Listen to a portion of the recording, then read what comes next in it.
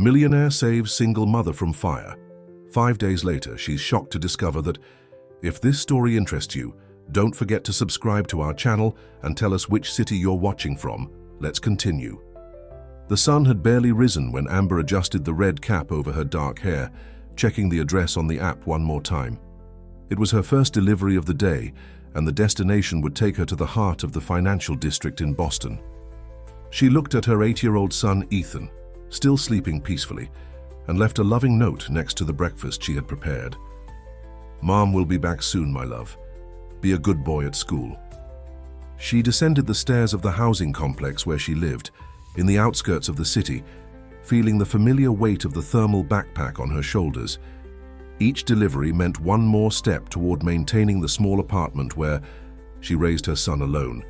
It wasn't easy, but Amber was proud of her independence, achieved through much effort since she decided to restart her life away from her ex-husband. The subway was crowded as always, but she was used to it.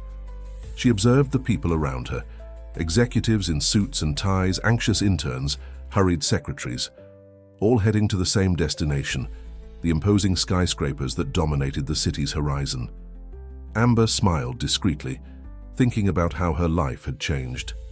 5 years ago, she also wore formal clothes and had a desk in one of those mirrored buildings. She disembarked at Lexington Station, adjusting her backpack while consulting the app again. The delivery address was at Crystal Tower, one of the most luxurious buildings in the area. She had made deliveries there before, but was always impressed by the imposing construction, 40 floors of glass and steel that seemed to touch the sky. Approaching the building, Amber noticed unusual activity. Security guards were running from one side to the other, and a group of executives was heatedly discussing something near the main entrance. Something was different. The air seemed heavier, charged with a tension she couldn't explain. That's when it all happened. A deafening boom cut through the air, making the ground tremble beneath her feet. Amber lost her balance, falling to her knees as a wave of heat and smoke invaded the street. She looked up and saw, horrified, tongues of flame licking the facade of Crystal Tower. Chaos ensued instantly. People ran in all directions. Screams of panic echoed off the glass walls of neighboring buildings.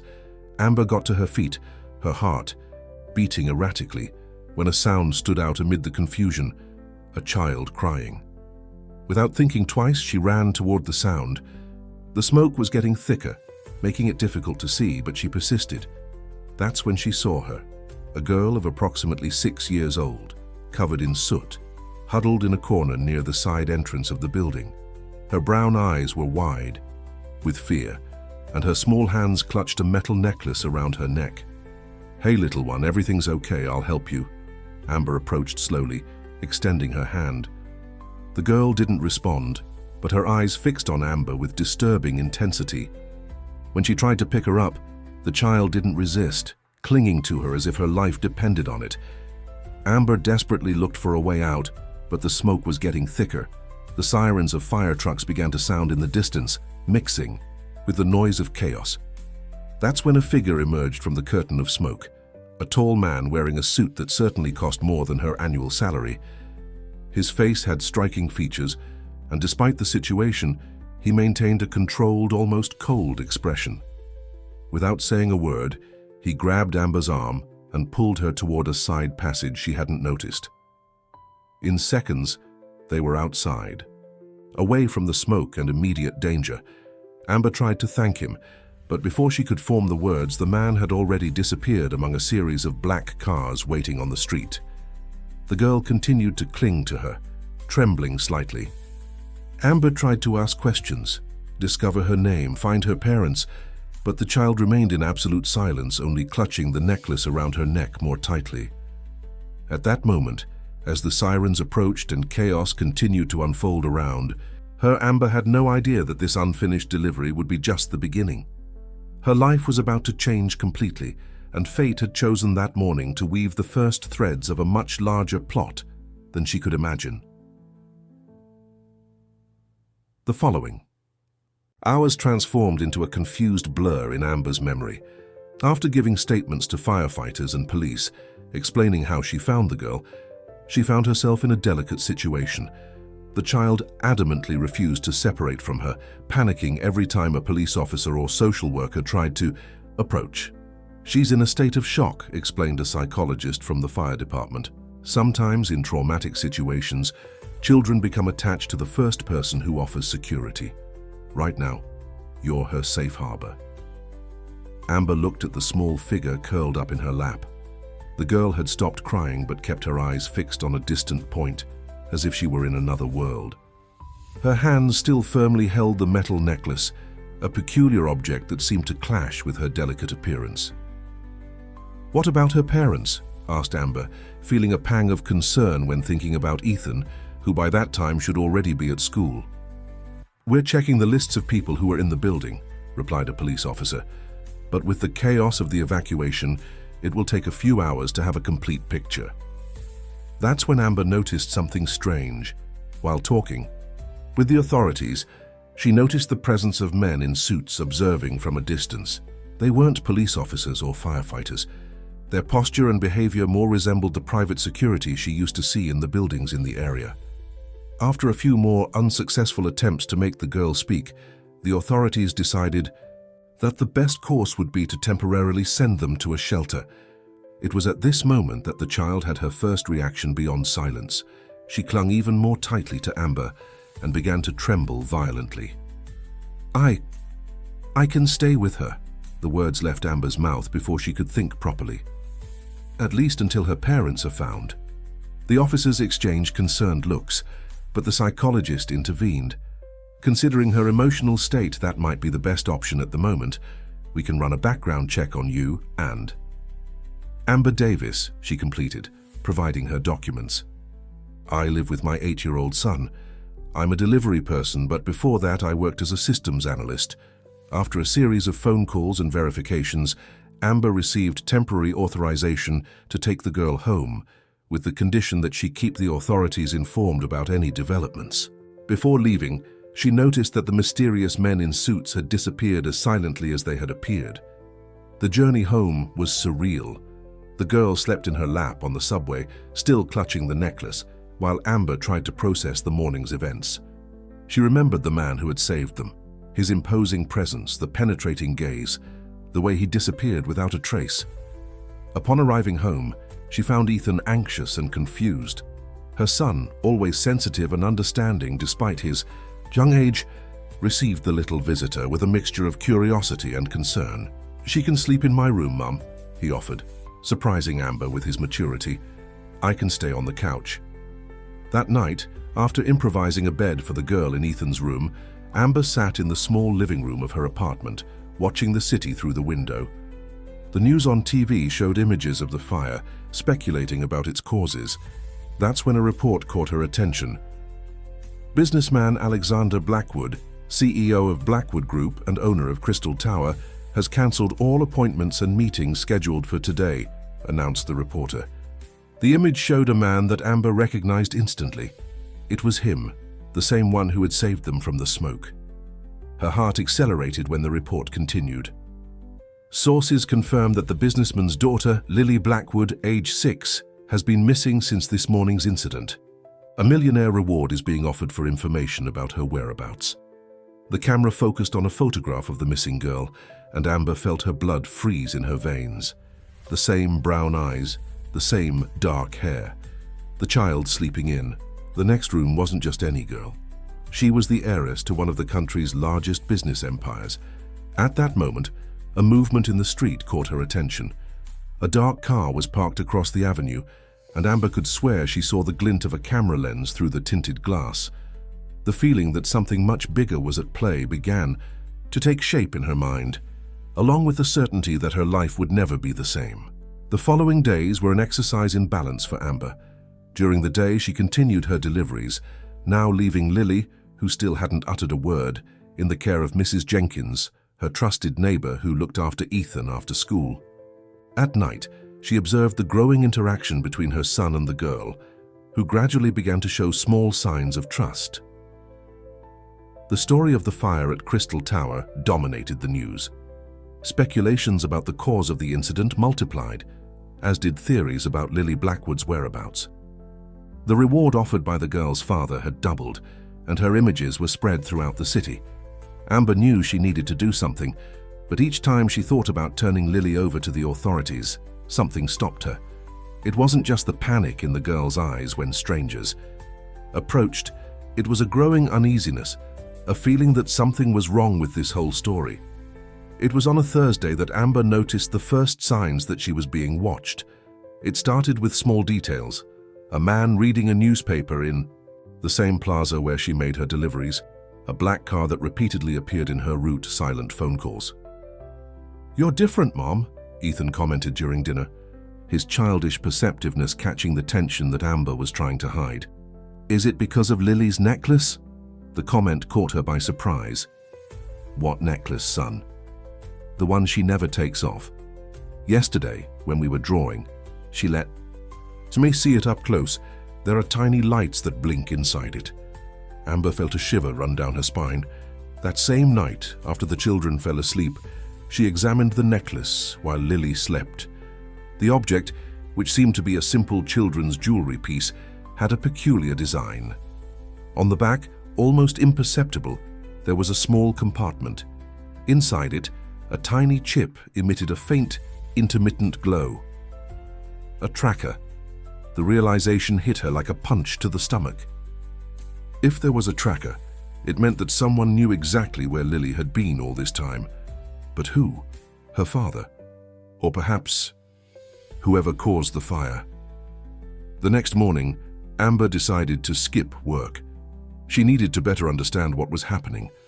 Using her former skills as a systems analyst, she began researching the Blackwood Group and its mysterious CEO. Alexander Blackwood was known for his discretion and coldness in business. Widowed 6 months ago when his wife Sarah died in a car accident, he rarely appeared at public events. But it was a specific detail that caught Amber's attention. Sarah Blackwood had been the group's technology director, responsible for a secret project called Phoenix Protocol. Her research was interrupted by a knock at the door. It was Rebecca Taylor, an investigative reporter from The Truth newspaper, known for its controversial articles about major corporations. "Ms. Davis," she began, her penetrating gaze studying. "Amber, we need to talk about Lily Blackwood." Amber felt her blood freeze. "I don't know what you're talking about." "I know the girl is with you," continued Rebecca, lowering her voice. "And I also know that you worked at the Blackwood Group 5 years ago, in the same department as Sarah Blackwood." The revelation hit Amber like lightning. She had worked there for only 3 months before being fired after reporting security flaws in the system. How had she not made the connection before? "The fire wasn't an accident," whispered Rebecca, nervously looking over her shoulder. "And you're in the middle of something much bigger than you imagine." Sarah Blackwood was about to reveal something important before her accident. Something related to the Phoenix Protocol. Before Amber could respond, a noise in the street caught her attention. 3 black cars parked in front of her building. Men in suits began to exit the vehicles.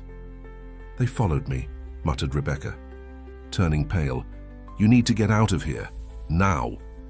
Amber ran inside, grabbed her delivery backpack and quickly filled it with some essential belongings. When she returned to the living room, Rebecca had disappeared, leaving only a card with a phone number and a scribbled word. Athena. The footsteps on the stairs were getting closer. Amber picked up Lily, who was sleeping on the couch, and Ethan, who was watching everything with wide eyes. They left through the back door, descending the fire escape while male voices echoed down the hallway. As she ran down the street with the 2 children, Amber realized that her life as a delivery person, her simple and safe routine, was over. Now she was at the center of a web of corporate secrets, and the necklace around Lily's neck was just the tip of the iceberg. Mrs. Jenkins' apartment was the only safe place Amber could think of at that moment. The woman, who had already practically become part of the family, didn't ask questions when they arrived breathless. She simply opened the door and welcomed them with her usual warm smile. "You can stay in the guest room," she said, preparing a calming tea for everyone. "Ethan knows the house well, doesn't he, dear?" While the children settled in, Amber tried to organize her thoughts. The name Athena wouldn't leave her mind. Why had Rebecca left that word? And how did the reporter know about her brief period of work at the Blackwood Group? Lily, who remained silent, began compulsively drawing in a notebook that Mrs. Jenkins had given her. Amber observed the girl's drawings with growing interest. They weren't random scribbles. They were symbols, sequences of numbers, and what appeared to be some type of diagram. "What do you think she's trying to say?" asked Mrs. Jenkins, placing a cup of tea next to Amber. "I don't know," replied Amber, studying the drawings. "But I think she saw something important. That night, after everyone had fallen asleep, Amber used Mrs. Jenkins' laptop to do more research. The term Athena led her to an obscure forum of corporate whistleblowers. There, she found fragments of information about the Phoenix Protocol. Apparently, it was an artificial intelligence project developed by the Blackwood Group, but the details were scarce. A comment caught her attention. "Sarah B. tried to warn us. The protocol is not what it seems. Look for Athena." The date of the post was just 3 days before the accident that took Sarah Blackwood's life. The sound of a notification interrupted her research. It was a message from an unknown number. "Tomorrow, 10 a.m., Old Cafe on Maple Street. Come alone. R." Amber spent the night awake, watching over the children's sleep and thinking about her options.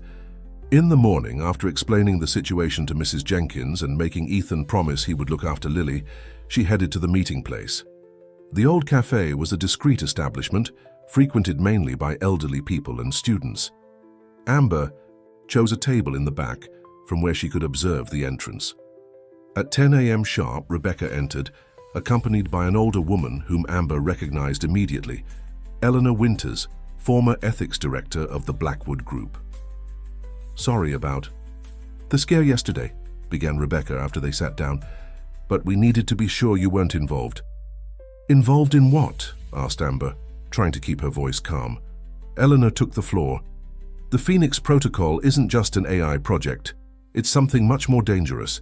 Sarah discovered it was being used to manipulate data on a global scale. Financial markets, elections, security systems. Is that why she had the accident?" Amber felt a lump in her throat. "It wasn't an accident," replied Eleanor, her voice trembling slightly. "Sarah was about to expose everything. She left proof, evidence, but she needed someone from outside to help. Someone who had already demonstrated the courage to report irregularities." Amber felt the weight of the words. "Me? Is that why I was fired 5 years ago?" "You were the only one who noticed the flaws in the system," explained Eleanor. "Sarah was impressed with your report.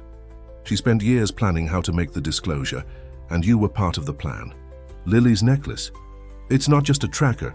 It's the key to access all the files that Sarah hid." At that moment, Amber realized that her casual encounter with Lily on the day of the fire might not have been so casual after all. The pieces were starting to fit together, forming a frightening picture. "Does Alexander Blackwood know this?" she asked, remembering the penetrating gaze of the businessman on the day of the fire. "Alexander is a complex man," replied Eleanor. "He loved Sarah, but the power of the Phoenix Protocol, let's just say he has his own plans." The conversation was interrupted by a commotion in the street. Black cars were beginning to position themselves in front of the cafe. Eleanor quickly handed a flash drive to Amber. "Everything you need to know is here," she whispered. "Look for Professor Wilson at Central University. He can help decipher the data from the necklace. And Amber, be careful with Alexander. He doesn't just want his daughter back." The three women quickly separated, leaving through different exits of the cafe. As she hurriedly walked through the side streets, Amber felt the weight of the flash drive in her pocket and the growing responsibility on her shoulders. The truth was beginning to emerge, and she needed to quickly decide her next step. Professor Wilson wasn't what Amber expected.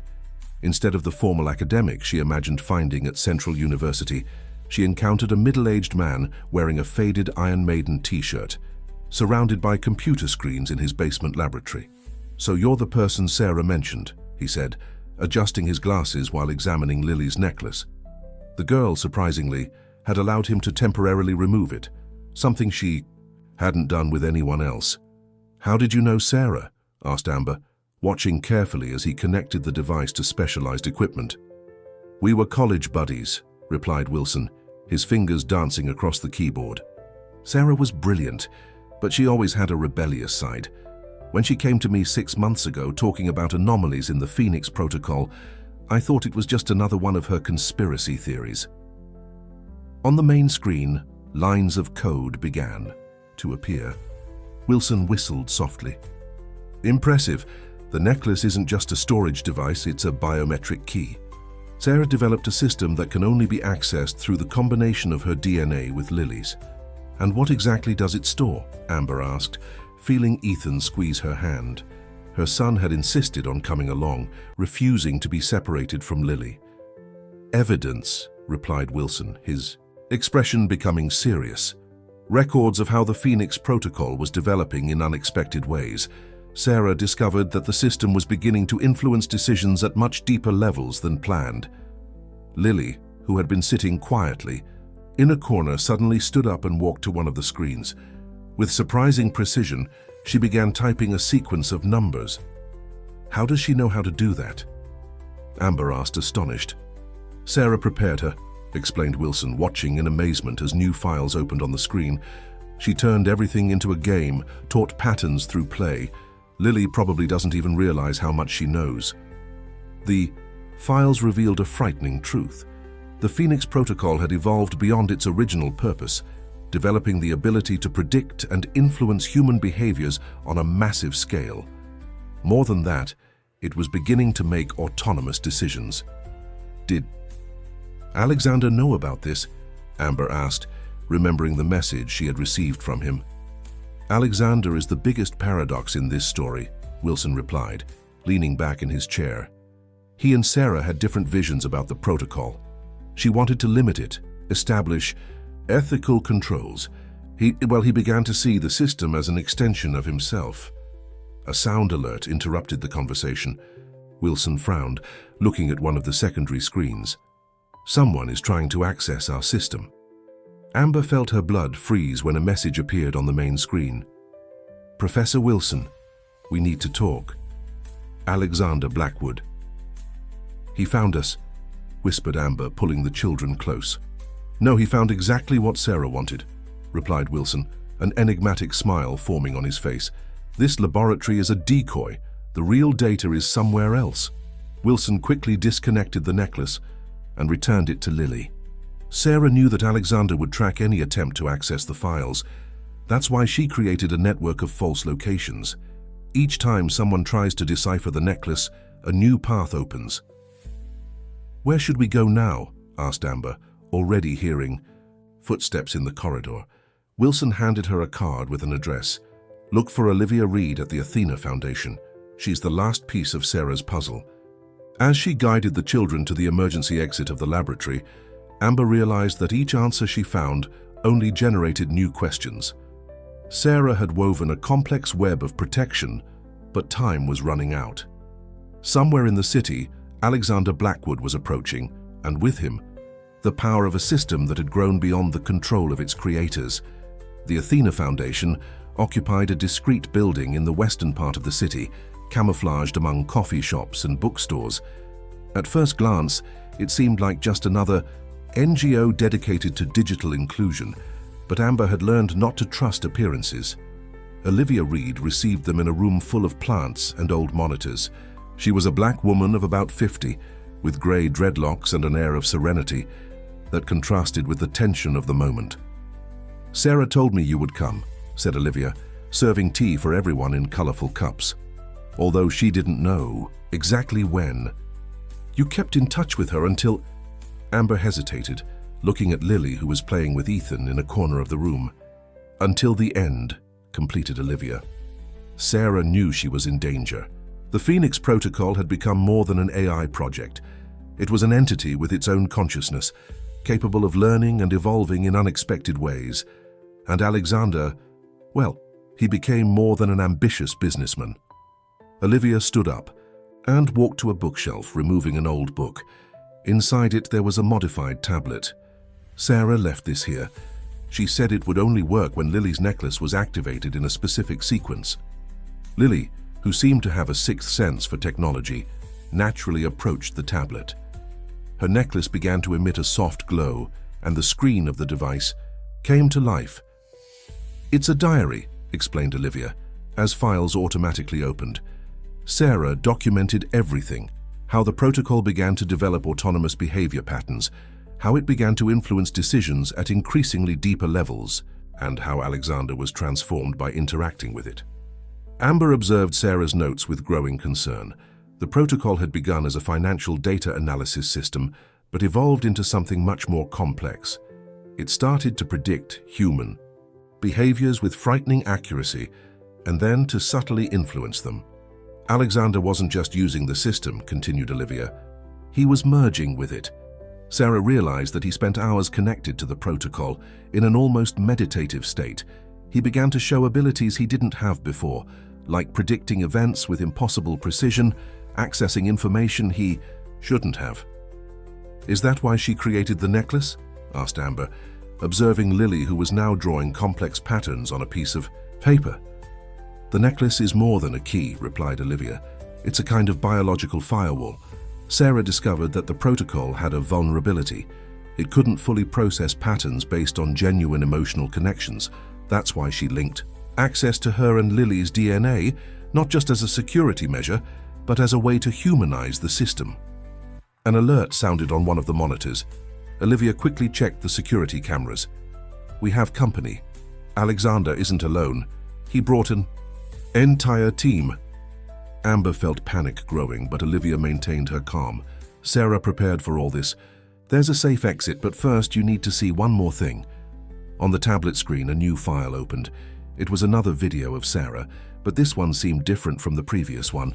She was in her office at the Blackwood Group, clearly nervous. "If you're seeing this, Amber, it means Alexander is close. He'll try to convince you that his intentions are noble, that the Phoenix Protocol can make the world better. And part of that is true. The system can do amazing things, but the price is our humanity." Sarah paused, tears in her eyes. Alexander is no longer just himself. The protocol has changed him, merged with his consciousness, and now he wants to do the same with Lily.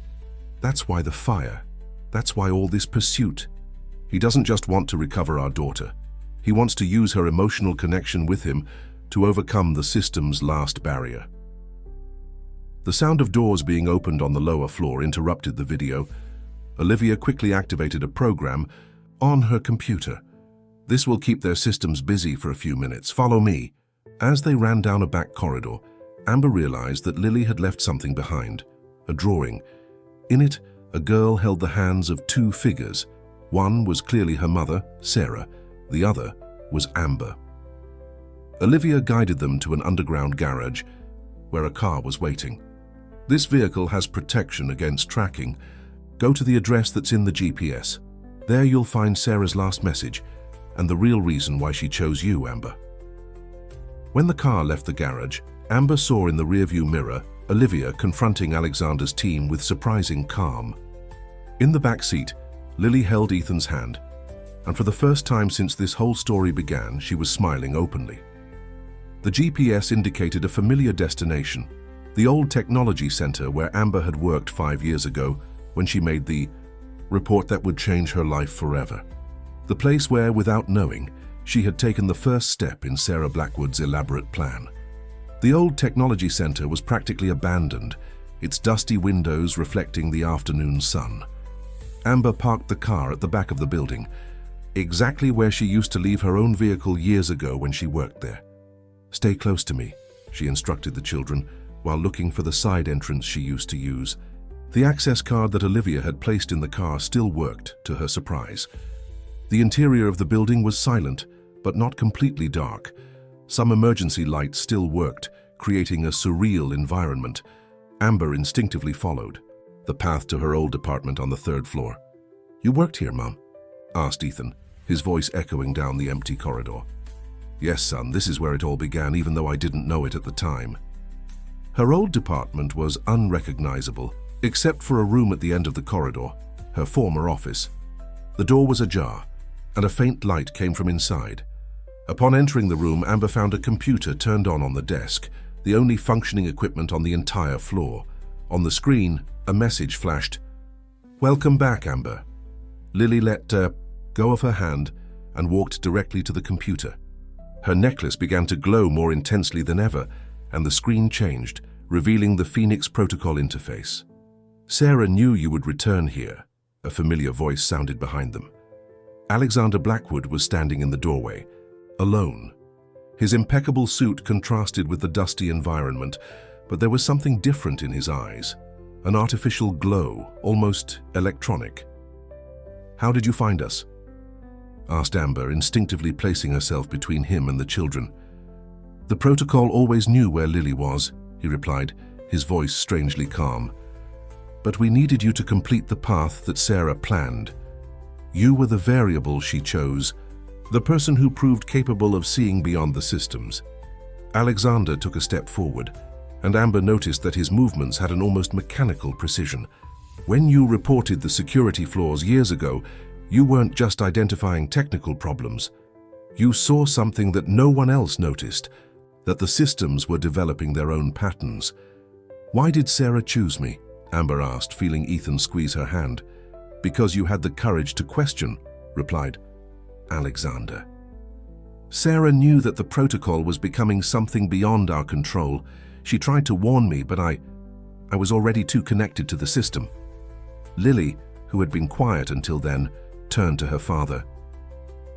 "You're not you anymore." "Daddy," she said, her voice small but firm. Alexander stopped. Something in his eyes flickered. For a moment, the artificial glow seemed to diminish. "Lily?" His voice sounded more human, more vulnerable. "Sarah didn't just create a protection system," continued Alexander. Visibly struggling with something inside himself, she created a way back. The necklace, the codes, this whole journey. It wasn't just to protect the evidence, it was to bring me back. The computer began to emit a high-pitched sound, and several windows opened on the screen. Lily, with surprising confidence, began typing sequences of numbers, the same patterns she had been drawing all these days. "What's happening?" asked Amber, watching the codes multiply on the screen. "Sarah developed a reversal program," explained Alexander, his voice alternating between mechanical and human tones. "She knew I had gone too far in the fusion with the protocol. But she also knew that only Lily could activate the separation process, because she's the only person the system can't completely predict or control." Amber watched astonished as Lily continued typing, her small fingers moving with precision over the keyboard. On the screen, the Phoenix Protocol began to transform, its lines of code reconfiguring into completely new patterns. Alexander staggered, leaning against the wall. The artificial glow in his eyes flickered more and more, like a lamp about to go out. And then, for the first time since this whole story began, Amber saw something truly human in his gaze: fear. The air in the old office became charged with static electricity. The computer screens flickered as Lily continued her silent work, her small fingers dancing over the keyboard as if they had a life of their own. Ethan watched everything with wide eyes, holding Amber's hand tightly. Alexander was now sitting on the floor, his impeccable appearance beginning to crumble. Sweat ran down his face as he fought against something invisible. "The protocol is resisting," he murmured, his voice alternating between human and mechanical tones. "How can we help?" asked Amber, torn between the instinct to protect the children and the desire to assist the man clearly in agony before her. "You can't," he replied, his eyes focusing and unfocusing. "This is between the system and my consciousness." Sarah knew it would come to this point. Lily stopped typing for a moment and looked at her father. "Mommy left a message," she said softly, pressing a specific sequence of keys. The main screen transformed and Sarah's face appeared again. But this time the message was different. It was personal, intimate. "Alexander, my love," she began, her words laden with emotion. "If you're seeing this, it means that Lily found the way. I know you believed you were doing the right thing. The protocol showed a world of infinite possibilities, a future where we could control chaos, prevent Disasters save lives, but the price was our humanity. Sarah paused, tears glistening in her eyes. You began to change so gradually that I barely noticed at first. Your decisions became colder, more calculated. You stopped smiling at the sunrise, forgot. The taste of your favorite coffee, stopped telling bedtime stories to Lily. The protocol was consuming you, replacing each small detail that made you human with algorithms and probabilities. Alexander trembled violently, and Amber realized that tears, real human tears, were beginning to flow down his face. But I found something that the protocol never managed to fully replicate or understand, continued Sarah. Love, not the abstract concept that can be calculated and predicted, but real, imperfect, and illogical love. The love that makes a mother risk everything for her daughter. The love that makes a stranger protect a child in danger. The love that, even now, still exists inside you, Alexander. Lily approached her father, holding his hand. The necklace around her neck glowed intensely, and the screens around them began to display a different pattern. No longer cold and precise lines of code, but something that seemed almost organic, fluid. The reversal program isn't just code, explained Sarah in the video. It's a path built through memories and emotions. Each drawing that Lily made, each pattern she learned, was part of an emotional map. A path back to your humanity, Alexander. Amber watched, fascinated, as the artificial glow in Alexander's eyes began to diminish, being replaced by something more natural, more human. The protocol was being disconnected, not through brute force or advanced programming, but through something much more fundamental. Real human. Connections. Amber, Alexander called, his voice now completely his own. Sarah chose you not just for your integrity or courage. She saw in you something that the protocol never managed to quantify. The ability to see beyond systems, to trust. Instincts that cannot be programmed. Lily let go of her father's hand and walked to the computer one last time. On the screen, lines of code began to disintegrate, like sand carried away by the wind. The Phoenix Protocol, in its original form, was being deconstructed, transformed into something different. What's happening to the system? Asked Amber, watching the screens. It's evolving, replied Alexander, his voice stronger now. But not like before. Sarah didn't just create a reversal program, she created a transformation. The protocol isn't being destroyed, it's being humanized. In the center of the room, father and daughter embraced for the first time since the fire. Ethan approached Amber, whispering, "Mom, look at Lily's drawing." On the paper that the girl had left on the desk, a new pattern was forming. No longer a phoenix emerging from the flames, but a perfect circle of human figures holding hands. Dawn found the group still in the old technology center, but the atmosphere was completely different now. The tension had been replaced by an almost palpable calm, like the silence after a storm. Alexander, still recovering from the separation process, was sitting in an improvised chair, watching Lily and Ethan, who had fallen asleep on a small sofa in the corner of the room. His face, once a mask of perfect control, now showed signs of exhaustion and, surprisingly, peace. "It's strange," he commented softly to Amber, who was organizing the last files on the computer. "For the first time in years, I can feel everything. Not just data and probabilities, but real emotions. It's both frightening and wonderful at the same time." Amber smiled, understanding perfectly what he meant. "How does it feel to be free from the protocol?" "It's not exactly freedom," he replied thoughtfully. "It's more like balance. The system still exists, but now it's different. Sarah didn't want to destroy it. She wanted to transform it into something that could coexist with our humanity, not replace it." On the main computer, the last records of the transformation process were being compiled. The Phoenix Protocol had not been eliminated, but reconstituted.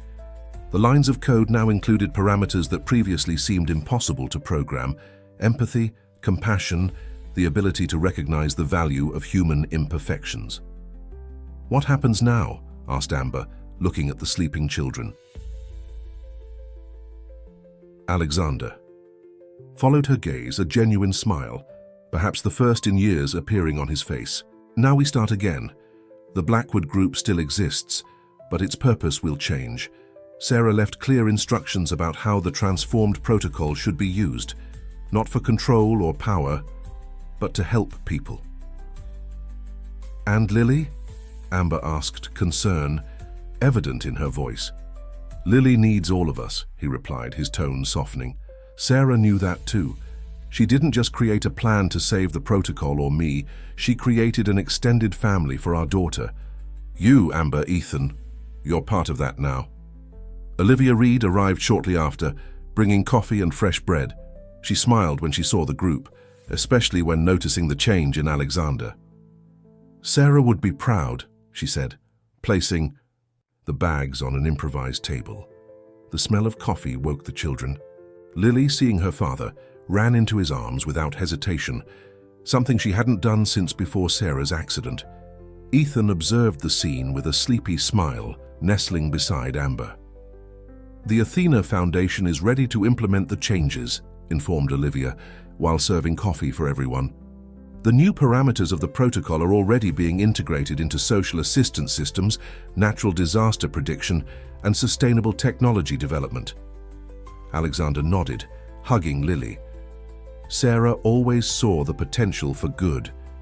She just needed to show us how to balance power and humanity. Amber watched as Lily whispered something in her father's ear, making him laugh, a sound that seemed not to have been heard in that building for a long time. The girl then went back to Ethan, the two quickly resuming some private game they had developed. The morning sun came through the dusty windows, creating patterns of light that resembled Lily's drawings. On one of the walls, the girl's last diagram was still affixed, the circle of human figures holding hands, now seeming more a symbol of hope than a code to be deciphered. "You know," said Alexander, watching the children play. "Sarah used to say that true intelligence isn't in controlling chaos, but in learning to dance with it. I think I finally understand what she meant." Amber smiled, thinking about how her life had changed since that morning when she left to make a simple delivery. Sometimes the greatest new beginnings emerge from the most unexpected places, and the truest families are those that destiny, or perhaps an algorithm transformed by love, decides to bring together. The following weeks brought changes that no one could have predicted, not even the most sophisticated algorithm of the Phoenix Protocol. The Blackwood Group, previously known for its relentless pursuit of efficiency and control, was undergoing a radical transformation under Alexander's new leadership, now fully human and determined to honor Sarah's legacy. Amber had accepted a position in the company, no longer as a delivery person, but as director of the newly created Department of Ethics in Technology. Her unique experience, both as a whistleblower and as a key piece in the protocol's transformation, made her perfectly suited to ensure that technology served humanity, not the other way around. On a particularly busy morning, Amber found herself in a meeting room with a view of the city. The place was quite different from her old office in the technology center. The glass walls allowed natural light to enter, and real plants replaced the old, sterile corporate decorations. "The first results of the transformed protocol are impressive," commented Olivia Reed, who now acted as a bridge between the Blackwood Group and the Athena Foundation. "The system is really learning to consider the human factor in its analyses." Alexander, seated at the head of the table, nodded. He still maintained his elegant posture, but there was something different about his presence, a softness that hadn't existed before. Sarah always said that true innovation would come from the union between technology and humanity, not from the replacement of one by the other. Outside the meeting room, through the glass walls, they could see Lily and Ethan in the new children's space that had been created in the building. The children were involved in some kind of artistic project, their faces concentrated as they worked with colorful papers and specially developed tablets that stimulated creativity. "Lily is adapting well to the new routine," observed Amber, noticing how her daughter now smiled and talked freely, a stark contrast to the silent girl she had found on the day of the fire. "She is extraordinary," replied Alexander, his gaze softening as he observed his daughter. Sarah didn't just prepare her technically, she taught her to maintain her humanity even in the face of the most advanced technology. It's a lesson we all needed to learn. The meeting continued with the presentation of new projects. The Phoenix Protocol, now integrated with parameters of empathy and human consideration, was being used to predict and prevent humanitarian crises, develop solutions for environmental problems, and even assist in the development of assistive technologies for people with disabilities. "We found something interesting in Sarah's files," said Olivia, projecting a series of documents on the main screen. She had developed a parallel project, something she called the Butterfly Project. It was a complement to the Phoenix Protocol, specifically focused on developing technologies that promoted genuine human connections. Amber smiled as she recognized some of the patterns in the documents. They were similar to the drawings that Lily used to make. She transformed complex codes into children's games, she observed, marveling at Sarah's genius. "And that's why we need you, Amber," said Alexander, leaning forward. "You have a unique perspective. You saw the system from the outside as a threat, then you experienced it from the inside as an ally. Now you can help us find the right balance." Outside, Lily had finished her project and was showing something on the tablet to Ethan. The two laughed, sharing some discovery that only made sense in their world.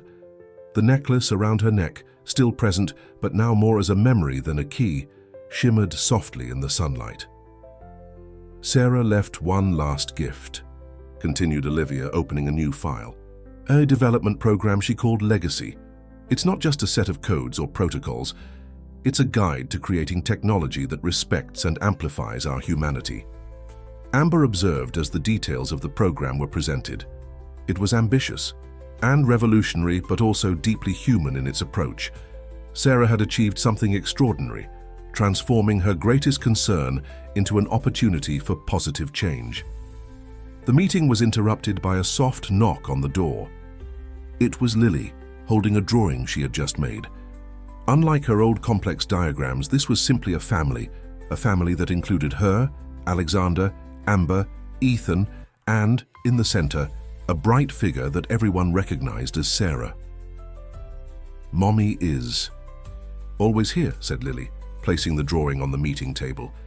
"Not in the computer, but in all of us." Alexander picked up his daughter, his eyes watery. Amber felt Ethan approach and hug her too. In that moment, looking at Lily's drawing among corporate documents and computer screens, she fully understood what Sarah had intended from the beginning. The most advanced technology in the world meant nothing without the human touch to guide it. Autumn arrived, bringing gentle changes to the city. The trees in the park in front of the new Blackwood Group building were beginning to change their leaves, creating a golden carpet that delighted the children every morning. It was a quiet Saturday, and Amber was watching Lily and Ethan playing in the playground, specially designed to stimulate both physical activity and cognitive development. "I still find myself thinking about how everything has changed," commented Alexander, approaching with 2 coffees. He had developed the habit of spending weekends with the children, a radical change from his old routine of uninterrupted work. "For the better," replied Amber, accepting the coffee. "The Butterfly Project is exceeding all expectations." The Butterfly Project, born from Sarah's notes, had become the flagship of the new phase of the Blackwood Group. It was a set of technologies and programs focused on developing solutions that promoted meaningful human connections in an increasingly digital world. "Olivia showed me the latest reports," said Alexander, watching Lily teach Ethan how to use a new educational app they had developed. "The schools that are using our adaptive technology report significant improvements, not just in learning, but in student socialization. The app that the children were using was part of Sarah's legacy, a system that adapted not only to each child's educational needs, but also stimulated collaboration and empathy. It was the Phoenix Protocol in its most evolved form, technology at the service of humanity." "Did you see Lily's latest drawing?" asked Amber, taking a folded paper from her purse. It was a complex scheme that merged computer codes with artistic patterns, a perfect representation of the fusion between technology and creativity that Sarah always sought. "She has her mother's talent," smiled Alexander, his eyes softening as he studied the drawing. Sarah always said that true innovation would come from minds that could see beauty in codes and logic in art. A group of birds took flight near the playground, catching the children's attention. Lily paused her game to observe them, her necklace, now more of an amulet than a tool, shimmering softly in the sunlight. Ethan ran to her, pointing to something on the tablet they were sharing. "They're working on the new module of the butterfly project," explained Amber, watching the children with pride. Lily had the idea of creating a program that would help other children process emotions through art and technology. "Just like Sarah did with her," completed Alexander, his voice laden with emotion, "transforming codes into games, data into drawings." The sound of children's laughter filled the air when Lily and Ethan discovered a new function in the app, something that allowed them to transform their drawings into light patterns that danced in the air through a small holographic projection. It was cutting-edge technology, but used in a way that brought joy and stimulated imagination. "You know," said Amber, watching the colorful lights that the children created, "sometimes I wonder if Sarah foresaw all this, not through the protocol or algorithms, but through her understanding of human nature." Alexander nodded, thoughtful. "She always said that the future didn't belong to those who tried to control chaos, but to those who learned to dance with it. Looking at these children now, I understand exactly what she meant." A gentle breeze stirred the tree leaves, causing a few more to detach and dance in the air. Lily and Ethan ran to catch them, their laughter mixing with the sound of the city around them. The world continued its course, technology and nature, code and emotion, all flowing in a perfectly imperfect dance.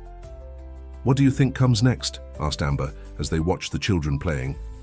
Alexander smiled, a genuine smile that now frequently appeared on his face. "Sarah showed us the way.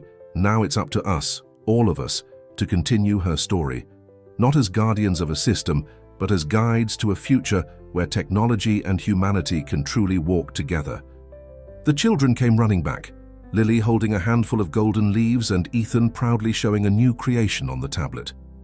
On their faces, the glow of innocence mixed with the natural wisdom of children growing up in a changing world. They were the seeds of the future that Sarah had planted, a future where the power of technology would always be guided by the human heart. The main auditorium of the Blackwood Group was packed that spring morning. Representatives from technology, companies, humanitarian organizations, and educational institutions from around the world had gathered for the official launch of the Butterfly Project. Amber, in her new role as Ethics in Technology Director, nervously adjusted the microphone on her blazer. "Are you ready?" asked Olivia, checking the last details of the presentation. On stage, a series of soft holograms showed the preliminary results of the project in schools and community centers around the world. "Almost," replied Amber, watching Lily and Ethan seated in the front row. The children were specially dressed for the occasion, but maintained their characteristic energy, whispering and laughing about something on one of the special project tablets. Alexander went up on stage first, his presence now carrying a unique mixture of business authority and human warmth that had become his trademark in recent months. "A year ago," he began, his voice clear and emotional, "this business group was on a very different path. We sought control through technology, perfection, through algorithms. It took the love of an extraordinary woman to show us that we were looking in the wrong place." The screens around the auditorium displayed a photo of Sarah, not the formal executive everyone knew, but an image of her playing with Lily, both laughing as they drew something on a computer. "The Butterfly Project is not just another technological initiative," continued Alexander. "It's a revolution in how we think about the interaction between humans and machines. And to present this vision, I call to the stage the person who, without knowing, helped make all this possible, Amber Davis." Amber went up on stage to warm applause. Through the windows of the auditorium, she could see Crystal Tower now fully restored, but it was no longer just a symbol of corporate power. It had transformed into a center of humanized innovation, with entire floors dedicated to social and educational projects. "When I began my journey in this story, I was a delivery person, she began, smiling as she saw Ethan give a small wave. Today I'm here to talk about how technology can deliver something much more important than packages. It can deliver hope, connection, and understanding. The screens began to show images of the new system in action. Children in different parts of the world using adaptive technology to learn and connect. Communities benefiting from solutions developed with the transformed protocol. Hospitals using humanized artificial intelligence to improve patient care. What you're seeing isn't just technology working, explained Amber. It's technology feeling, learning, and most importantly, respecting human complexity. Every line of code in this project was written with a greater purpose, not to control or predict, but to understand and support. Lily rose from her seat and walked to the stage carrying her tablet. Amber smiled, knowing that this moment had been carefully planned. The girl who a year ago barely spoke was now about to present her own contribution to the project. "My mom taught me that computers can be magical," said Lily, her voice small but firm in the microphone. "Not because they can do everything, but because they can help us do amazing things together." With a touch on her tablet, Lily activated a new holographic projection. It was a three-dimensional representation of her latest project, a learning system that combined art, technology, and emotion in a way that only a child's mind could conceive. The lights danced through the auditorium, creating patterns that responded to the movements and emotions of the audience. It was the Phoenix Protocol in its most evolved form, no longer a tool of control, but an instrument of expression and connection. "This is just the beginning," continued Amber, placing her hand on Lily's shoulder. "What Sarah left us wasn't just a set of programs or algorithms, it was a new path. A path where technology and humanity don't compete, but dance together." Alexander joined them on stage, and Ethan couldn't resist doing the same. Suddenly, there they were, an improvised family united by extraordinary circumstances, presenting to the world a new vision of the future. "The Butterfly Project," concluded Amber, watching the dancing lights that Lily had created, "is more than a project. It's a promise. It's a promise that we can create a world where the most advanced technology serves the most basic and important purpose, making us more human." As applause filled the auditorium, Amber saw something from the corner of her eye, a reflection in the windows that for a moment seemed to form the silhouette of a butterfly. It was as if Sarah were there, smiling at the future she had helped create. The presentation of the Butterfly Project had been just the beginning. In the weeks that followed, the world began to witness a silent but profound transformation in the way technology interacted with people's lives. On a particularly busy afternoon in the new development laboratory of the Blackwood Group, Amber watched Lily and Ethan testing the latest update of the system. The space, once sterile and impersonal, now pulsed with life. Real plants grew in vertical gardens, and the walls displayed a mixture of children's art and real-time data, visualizations. "It's amazing how they intuitively understand things that took us years to comprehend," commented Eleanor Winters, who had returned to the company as a project consultant. She watched the children manipulate complex interfaces with the naturalness of someone playing in a park. "Sarah knew it would be the children," replied Amber, smiling as she saw Lily patiently explaining to Ethan how to create a new interaction pattern. They don't see barriers between the technological and the human. For them, it's all part of the same dance. The laboratory had become a meeting point, not just for developers and scientists, but also for artists, educators, and humanists. It was common to see groups of children from public schools visiting the space, their young minds contributing unique perspectives to the project's development. "Look, Mum," called Ethan, excitedly pointing to a projection he had just created. "We made the system understand when someone is sad just by the way they draw."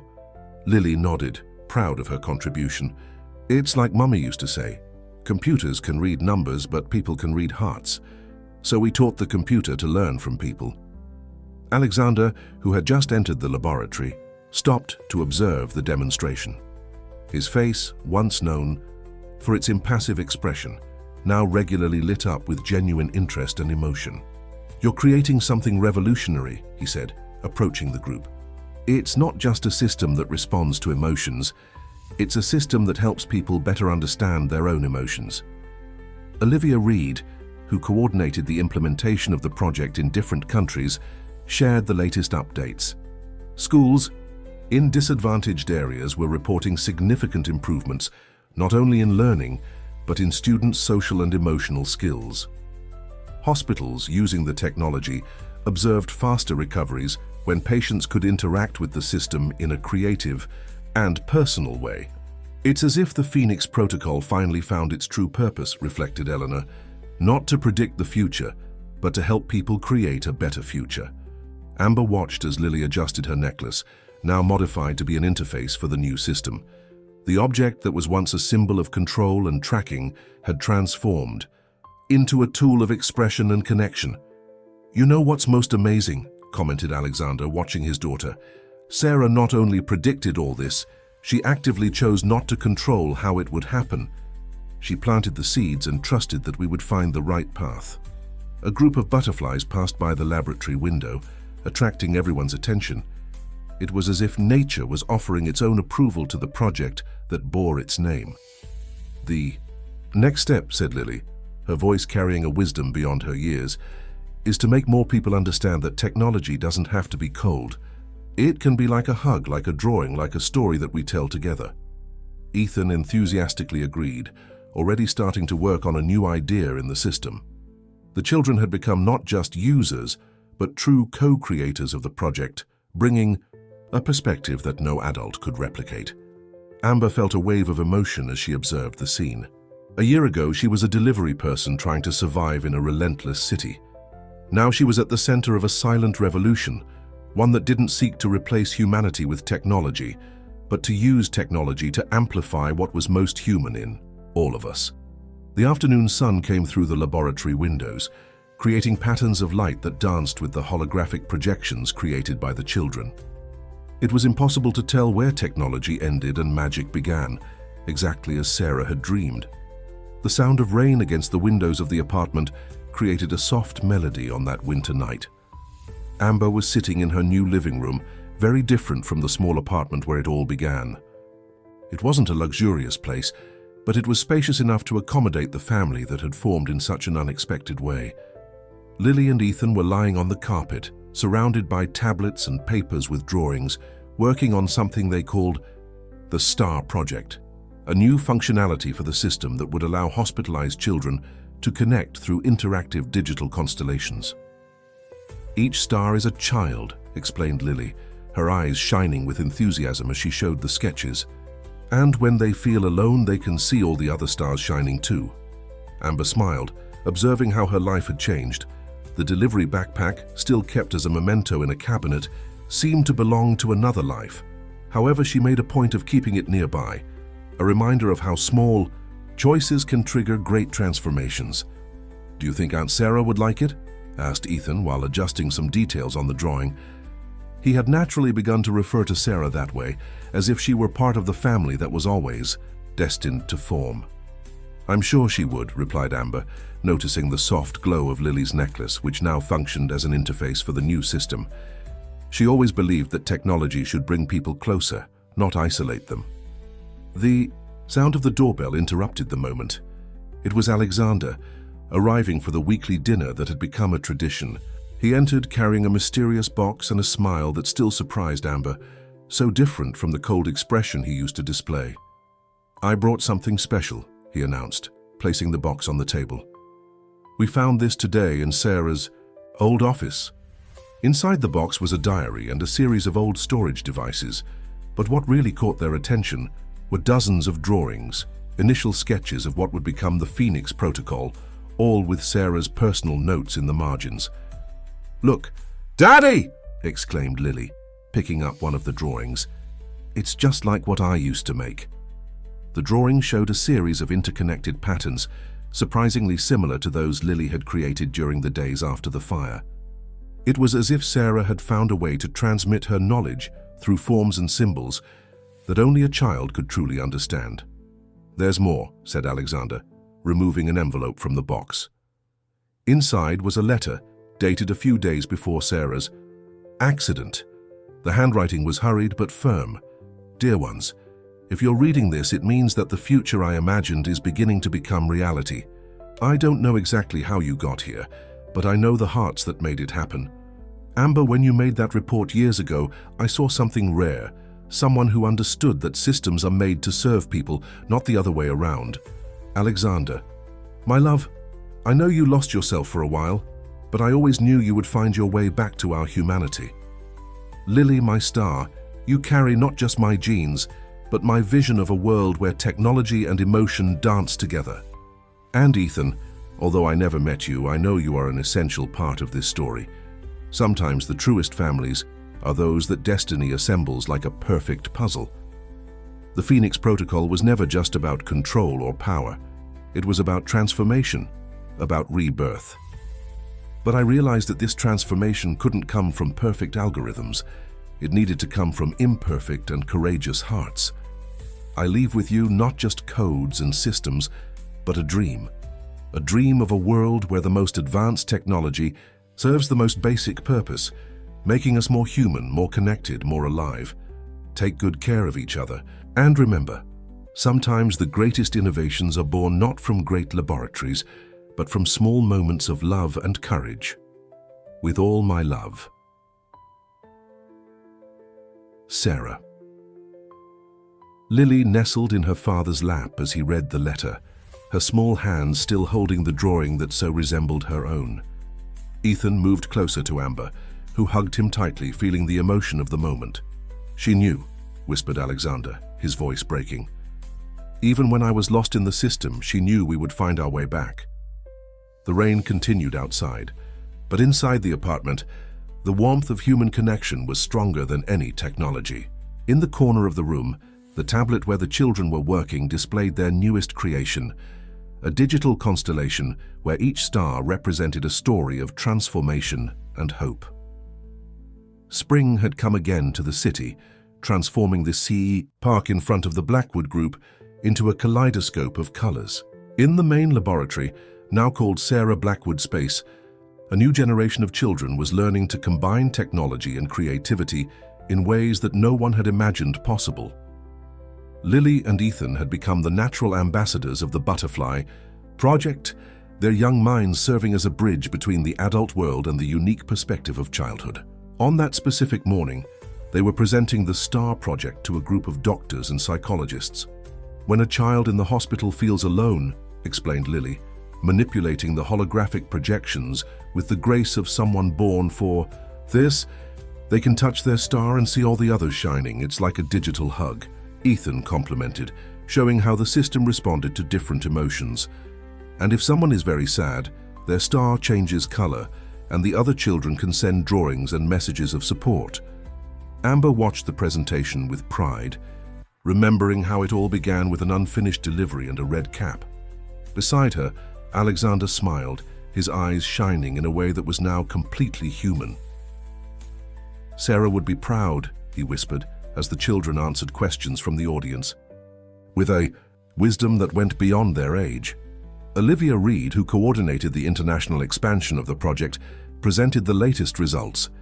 Hospitals in different countries reported significant improvements in the recovery of patients who used the system.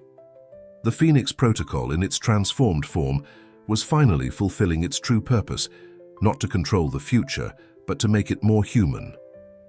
After the presentation, the family, because that's what they had become, walked to the park. Lily played with her necklace, which was now used as a model for a new line of emotional connection devices. "Mom," called Ethan, while watching some butterflies flying among the flowers. "Do you think Aunt Sarah planned all this?" Amber smiled, thinking about how to respond. "I think she planted the right seeds and trusted that the right people would find them. Sometimes the best plan is to leave room for magic to happen." Alexander joined the conversation, holding Lily's hand. "Your mother discovered something that took me years to understand. That true innovation doesn't come from trying to control everything, but from being open to the surprises that life brings us." The afternoon sun bathed the park in a golden light, and Amber watched the children run to play on the new interactive equipment that had been installed, another offshoot of the Butterfly Project. Each swing, slide, and seesaw was equipped with sensors that created unique experiences based on the children's emotions and interactions. "You know what's most amazing?" commented Olivia, who had joined them in the park. "The system is learning from each laugh, each moment of shared joy. It's as if we're creating a database of happiness." Amber observed a butterfly land softly on Lily's necklace, its wings reflecting the sunlight in a way that seemed almost magical. It was a perfect reminder of how technology and nature could coexist in harmony. "The next step," said Alexander, "is to expand the project to schools in disadvantaged areas." Sarah always believed that technology should be a democratizing force. The children played and the adults talked. Amber realized they were living the future that Sarah had dreamed of, a future where technology wasn't a barrier, but a bridge to deeper and more meaningful connections. The sun was beginning to set, painting the sky in shades of pink and orange. Lily and Ethan came running back, their faces flushed with joy, carrying new drawings and ideas for the project.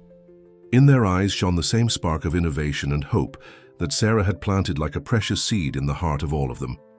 It was a new beginning, not just for them, but for all who would be touched by the Butterfly Project.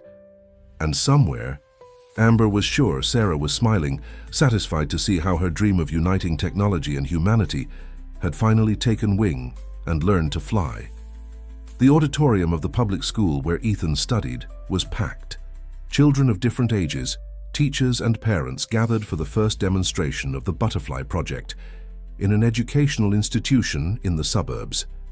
Amber, seated in the front row, felt her heart accelerate with emotion as she watched her son and Lily go up on stage. "Our story began with a fire," began Lily, her voice clear and confident echoing through the space. "But it transformed into something much bigger, a different way of seeing technology." Ethan took the microphone, smiling at his mother. "We discovered that computers can do more than calculate. They can help people connect, understand each other better." The walls of the auditorium came to life with soft holographic projections, a new interface of the system that responded to the collective emotions of the audience. Colors and shapes danced in harmony with people's reactions, creating a spectacle that uniquely blended technology and art. "This is just the beginning," announced Olivia Reed, who coordinated the implementation of the project in public schools. "Each classroom will receive a set of adaptive tools that allow learning to be more personal, more human." Alexander, seated next to Amber, watched proudly as his daughter demonstrated how the system could help children with different needs learn. Together, each at their own pace but all connected. "Look," Lily pointed to one of the projections, "when a student is having difficulty, the system doesn't just identify the problem, it creates bridges with other students who can help. It's like having a digital friend who introduces you to real friends." A math teacher went up on stage to share her experience with the pilot project. "At first, I was skeptical. I thought it would be just another attempt to replace human contact with screens. But it's exactly the opposite. The technology helps us be more present, more attentive to each other." Ethan demonstrated a new functionality that he himself had helped develop, a system that transformed abstract concepts into shared interactive experiences. "When we study the solar system," he explained, "we don't just see the planets, we can travel through them together, share discoveries, create our own theories." Eleanor Winters, who had become a maternal figure for the children, presented the preliminary data of the project.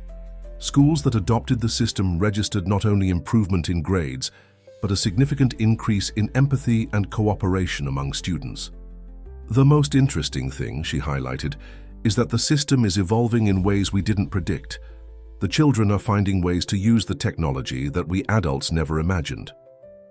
Amber observed when a girl in the audience, whom she recognized as having socialization difficulties, timidly raised her hand. Lily came down from the stage and walked to her, naturally involving her in the demonstration. "Do you want to show everyone how you used the system to do your art project?" Lily gently asked. The girl nodded, and together they activated a new projection. The auditorium was filled with an explosion of colors and shapes, a visual poem that the girl had created, expressing feelings that she had difficulty sharing with words. "This is the true power of the Butterfly Project," Alexander commented quietly to Amber. It's not about the technology itself. It's about giving voice to those who need to be heard. At the end of the presentation, while the children animatedly discussed their experiences, Amber noticed something significant. The tablets and devices had been set aside, but the connections they helped create remained alive in the laughter and conversations that filled the space. "Mom," called Ethan, running in her direction with a group of new friends, "can we use the system to create a storytellers club? We thought about connecting children from different schools to share stories from their neighborhoods." Lily joined them, her eyes shining with a new idea. "And we can use the necklace as an emotion translator to help people understand how each story makes others feel."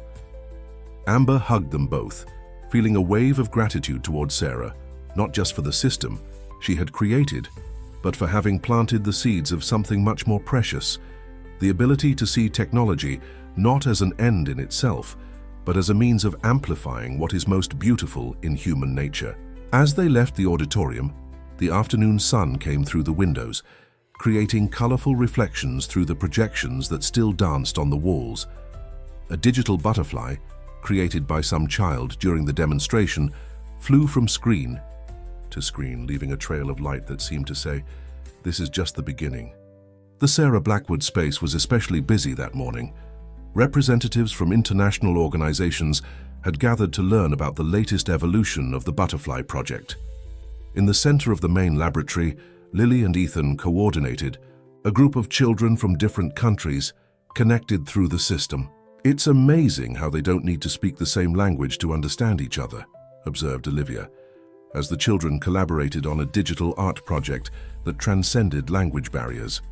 Amber smiled, observing how the system translated not just words, but emotions and intentions. The holographic projections created visual bridges between the children, allowing them to share ideas and feelings in ways that words alone never could express. "Sarah always said that true communication goes beyond words," commented Alexander, who had just returned from a series of international conferences. She imagined a world where technology wouldn't be a barrier, but a bridge. The project the children were working on was an evolution of the STAR project, now expanded to connect not just patients in hospitals, but children in conflict zones, remote areas, and situations of social vulnerability. "Look at this, Mom," called Ethan, pointing to one of the screens. A girl in Syria and a boy in Brazil were creating an interactive story together, their different life experiences merging into a unique and powerful narrative. Lily, who had inherited her mother's technological intuition and developed it in surprising ways, showed a group of educators how the system naturally adapted to the specific needs of each user. "It's not the same program for everyone," she explained, with a maturity that surprised the visitors. "It's like a friend who learns to speak your language, not just with words, but with the heart." Eleanor Winters presented the latest data. From the project, schools on 5 continents reported significant improvements, not just in academic results, but in indicators of emotional and social well-being. The Phoenix Protocol, in its transformed form, was fulfilling Sarah's vision in ways that no one had predicted. "The most impressive thing," highlighted Eleanor, "is how the system is developing a form of collective emotional intelligence. It's not just a program responding to patterns, it's a living network of human connections amplified by technology." Amber walked to one of the laboratory windows, observing the city outside.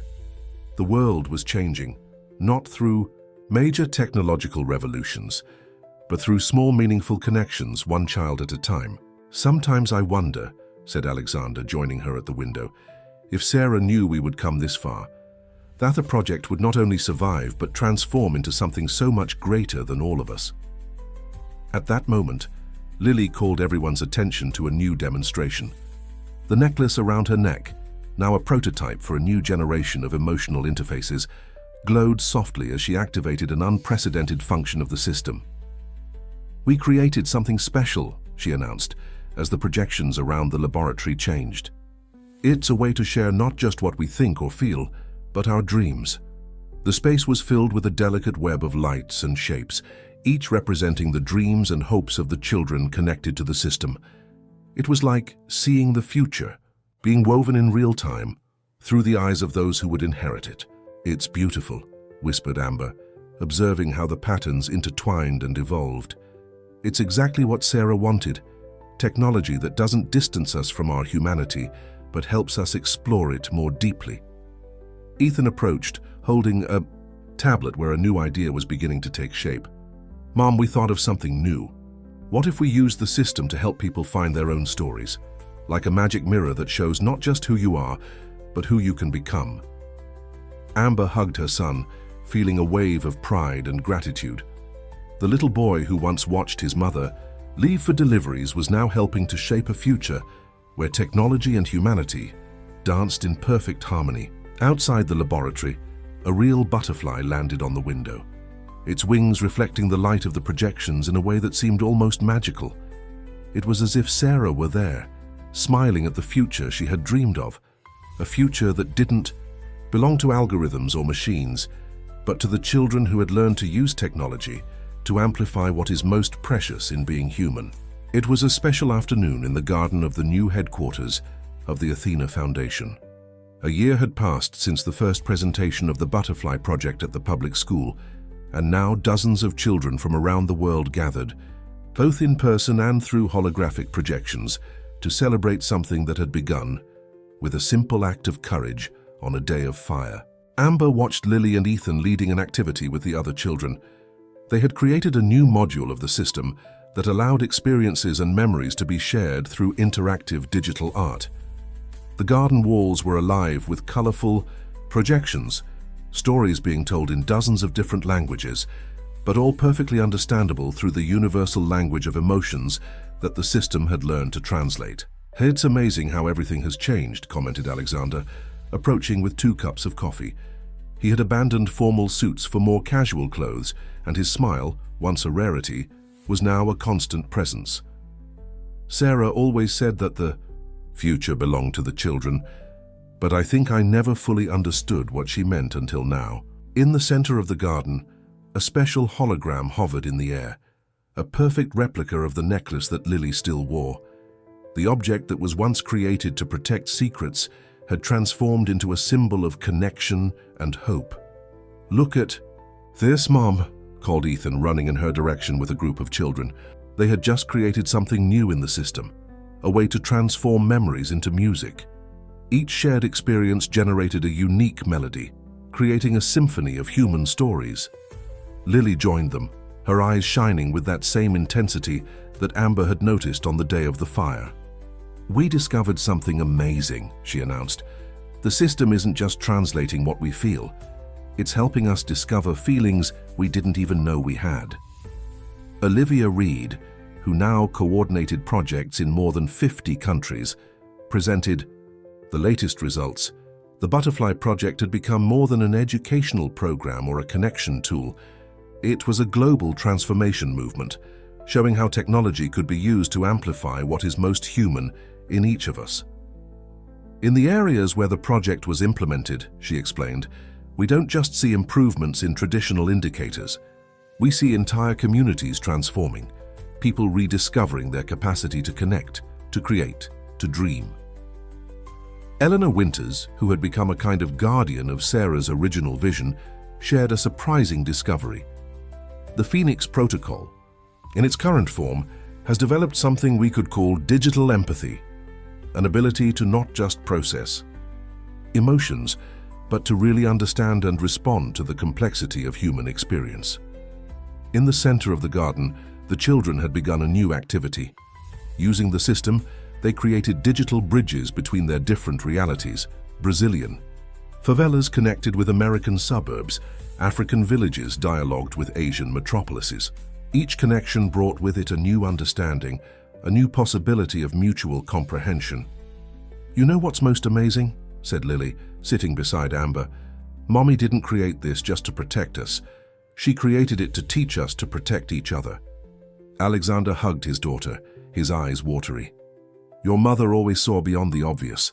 When all of us were focused on controlling the future, she was thinking about how to make it more human." Amber watched as a new projection took shape. In the center of the garden, a digital mosaic formed by thousands of small moments captured by the system over the past year. Each piece told a different story: a child overcoming fear, an adult rediscovering the capacity to marvel, a community uniting through technology. The Butterfly Project is no longer just a project, reflected Olivia. It's a new way of seeing the world. As the sun began to set, casting golden tones over the garden, Amber realized they were experiencing something that went far beyond a simple celebration. It was the realization of Sarah's dream, a world where technology wasn't a force of isolation, but a tool to create deeper and more meaningful connections. The children continued their dance of creation and discovery, their laughter mixing with the soft sound of the holographic projections. In a corner of the garden, a real butterfly landed on a flower, its wings reflecting the colors of the stories being shared around it. It was as if the universe itself was confirming they were on the right path. The sun rose over the city, finding Amber already awake, observing from her apartment window the movement of the early morning hours. 2 years had passed since that unfinished delivery that changed her life forever. Her old red cap, now framed in a glass box on the wall, served as a constant reminder of how small choices can trigger great transformations. Lily and Ethan slept peacefully in the next room, exhausted after another day of creation and discoveries.